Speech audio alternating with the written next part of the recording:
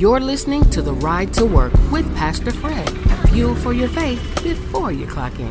Enjoy the ride. Hello, and thank you so much for joining us this morning for The Ride to Work, where we're still in our character study as we started last week. This week, our series topic is Stop Fighting What's Finished. Just leave it alone. And today we want to talk about something. It may seem a little, I don't know, it may sound a little strange to you, but we want to talk about the funeral nobody attended. The funeral that nobody attended. Listen, our character is Paul, and it's coming from Philippians, the 3rd chapter. You can read it in its entirety. Start at verse number 1 when you get a moment. But as you are making your way to the office, to the job site, to the classroom, the doctor's office, or wherever life is taking you today, let me just ask you a question that, like I said, may seem a little uncomfortable to you, but I'm going to ask anyway. Have you ever noticed how easy it is to forgive other people for things that happened years ago, yet struggle to forgive yourself for something that happened yesterday? I mean, I'm just asking. I mean, have you ever noticed how some people, they can move on from what you did, but you just can't seem to move on from what you did? It's interesting, isn't it? Think about it.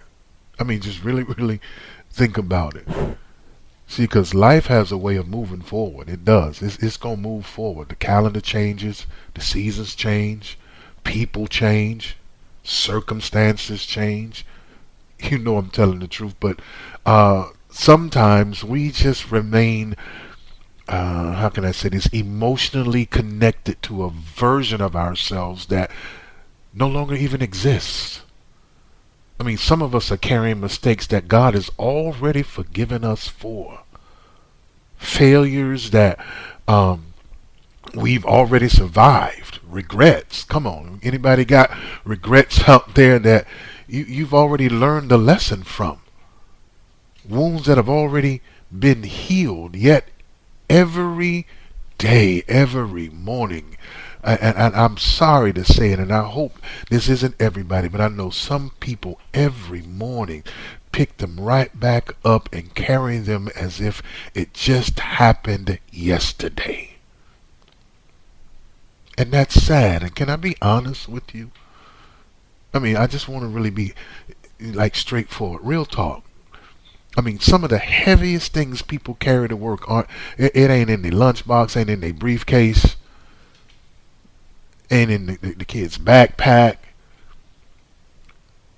Some of the hardest things that people carry is the old versions of themselves.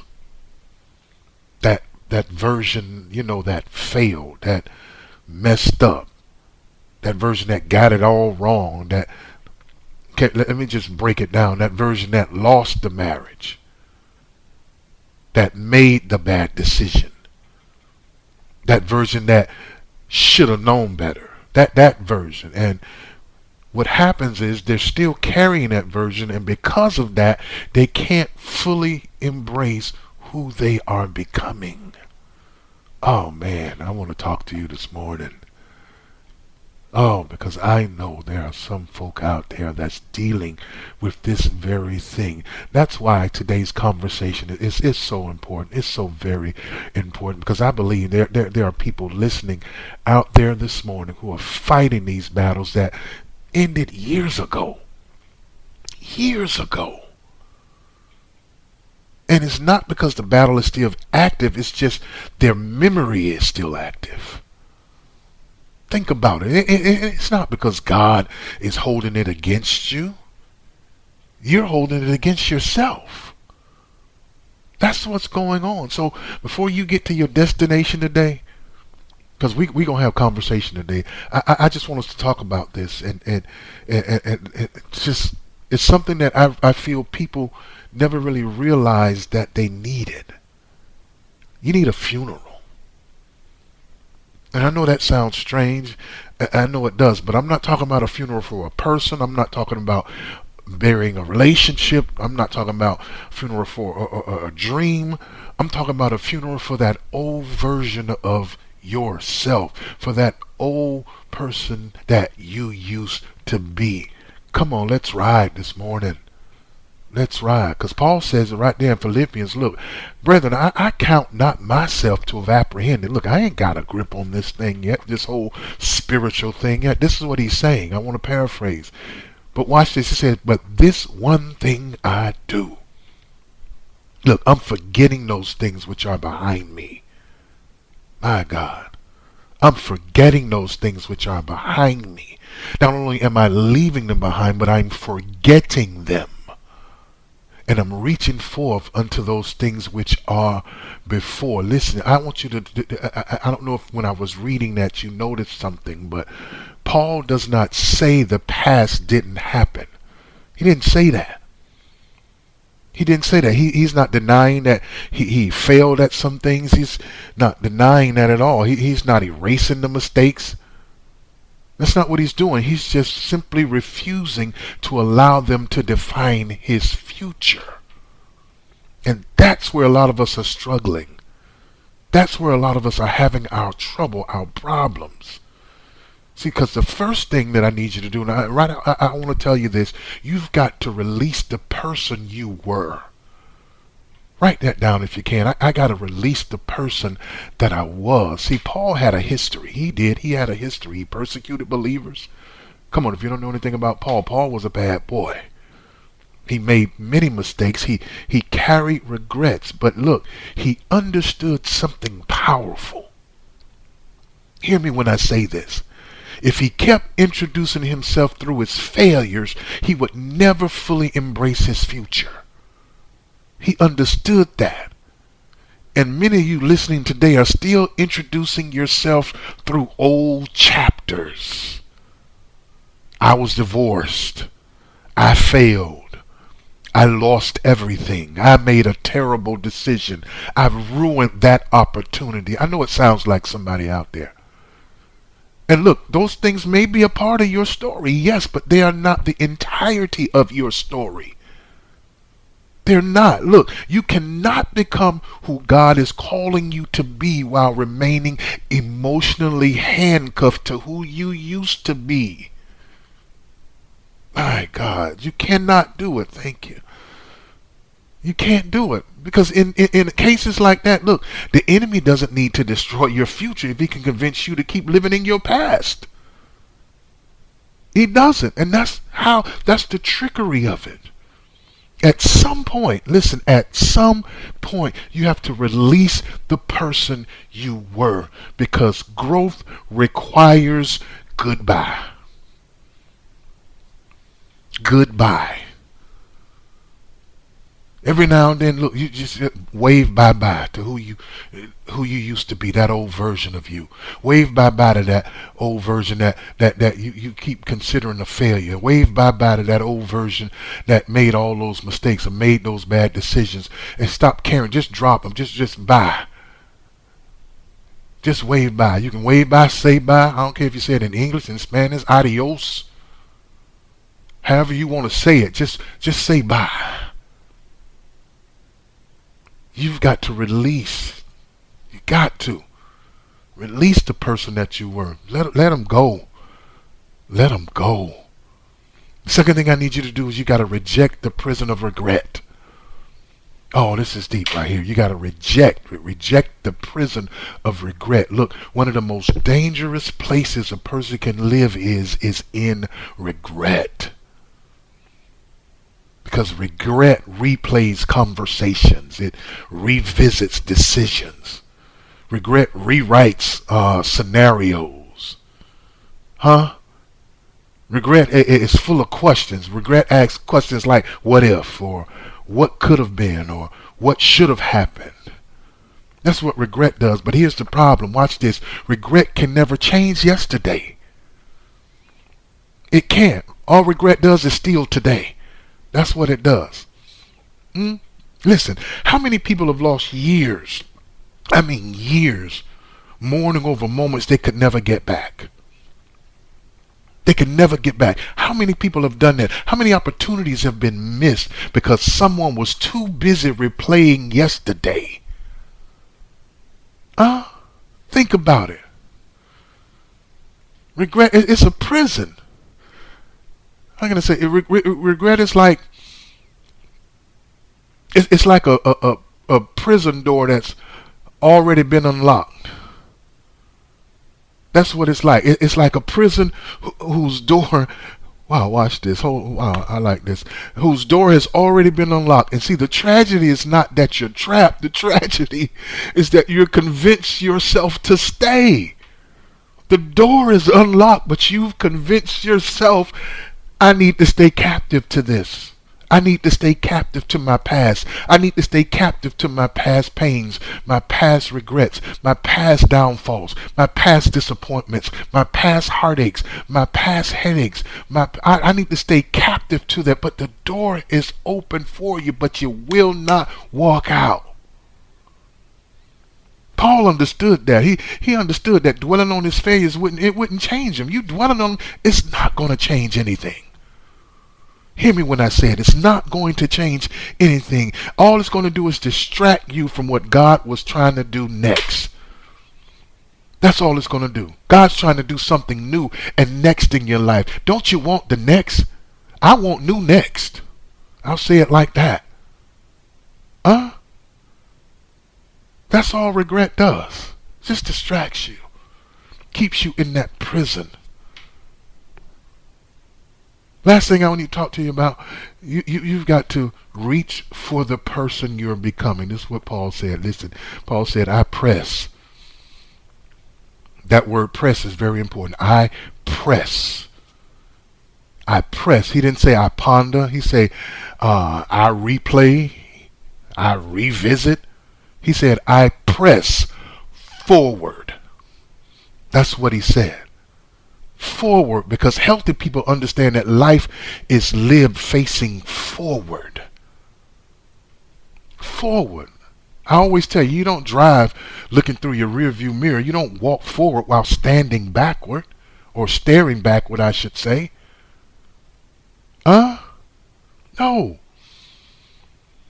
You will never be able to build tomorrow by still pondering on yesterday or reliving yesterday. Some of you, hear me when I say this, you're so focused on what you've lost that you stop seeing what remains.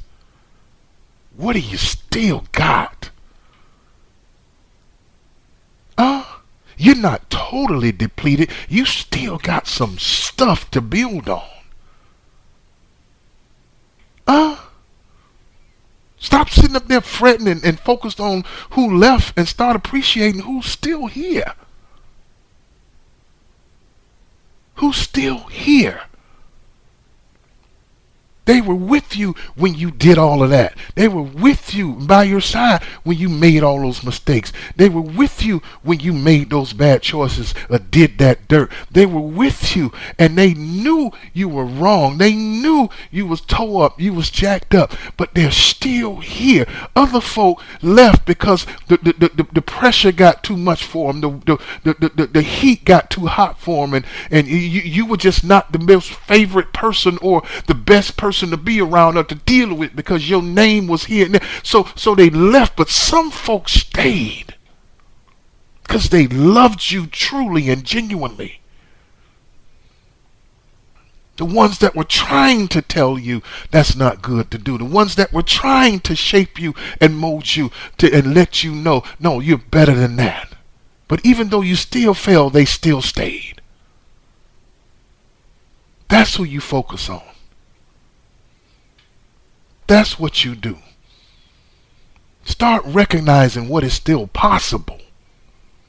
Your future deserves more attention than your failure. Stop giving it that. God ain't asking you to ignore your past. I'm not saying ignore your past. He's just saying don't live there. Don't do it. The best version of your life can't emerge if you keep feeding the worst version of yourself. It won't happen. Listen, I'm say this and I'm done. I done got excited. Listen, I don't know. Maybe that's what this episode is all about. I mean, really, a funeral. Hmm? I mean, it's a funeral that nobody attended, nobody came to, but it's a funeral. A funeral for old guilt, a funeral for uh, old shame, old labels. A funeral for, how about this, old identities, old mistakes. It's not because they never happened. It's not what I'm saying. But they no longer get to determine who you become. Think about it. Today may be the day you stop carrying a version of yourself that God has already moved you beyond. You got to tell yourself, baby, I'm past that. Because other folk, they'll try to keep you back there, but I'm so past that. I need you to stop fighting what's finished today. That's what I need you to do. Listen, I like to give you illustrations. I'm going to give you this and I'm done. Look, I read this. A butterfly never returns to live back inside, the cocoon that it comes out of. It doesn't return back to live in there. And it's not because it hates where it came from. It's just that it's become something that the cocoon can no longer hold or contain. That's why. If a butterfly spent its entire life trying to crawl back into what it had outgrown, where would it be? Where would it be? And that's what a lot of us are doing emotionally. We're trying to return to identities that we've outgrown. Come on, we're bigger and better than that. Stop trying to live inside labels that you've already gotten past, fitting in the spaces that it can't even it can't even match. You're too big for that.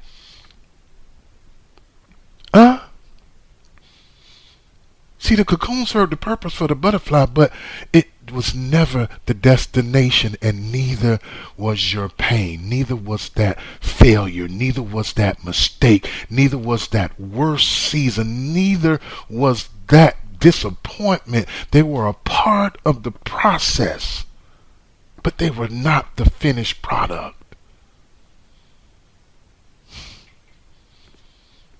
So, let me just say this. Stop attending the funeral of a person who no longer exists. Just stop. The old you, it served its purpose. It has. The old you taught the lesson. The old you survived the season. Now you know what? Let that version rest. Just let it rest.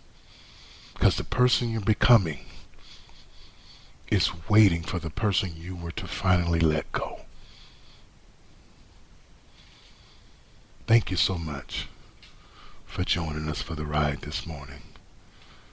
Don't forget, tomorrow is 5 for Friday. Send in your questions about any of the episodes this week or previous episodes, and we'll do our best to answer them fully and completely for you. Till then, enjoy your day. God bless.